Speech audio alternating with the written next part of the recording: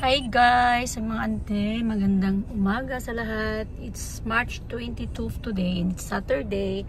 So ngayon meron tayong 7 packs for countryside tour. Kahapon meron tayong, sila din yung kahapon nagpanglaw tour kami.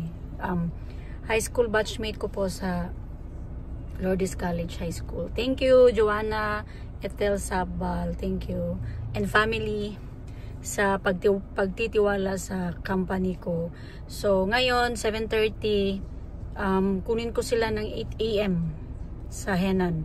Then didiretso kami ng countryside tour, hoping na hindi na uulan ngayon. Meron namang sun but then it's cloudy.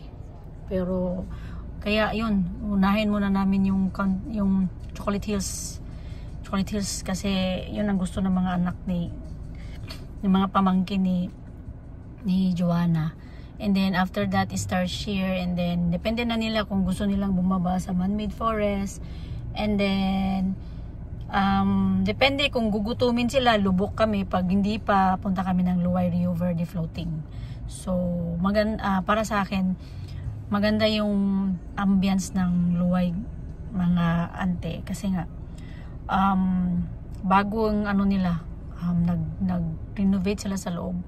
And then meron din silang mga Maita tribe sila doon. So may enjoy din ninyo. So compare nyo sa Lubok, may tinikling.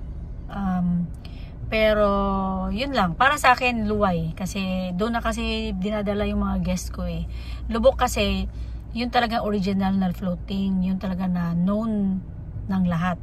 But then you have to try the other floating restaurant which is located at Luwai Rio Verde. So try nyo guys. You won't regret it. Basta masarap yung pagkain nila, and then very approachable din yung mga employees nila doon. So highly recommended yung Luwai Rio Verde. So yun guys, bribe muna ako kasi bawal tayong magdadrive ng mag-vlog, no? So bye. Grabe.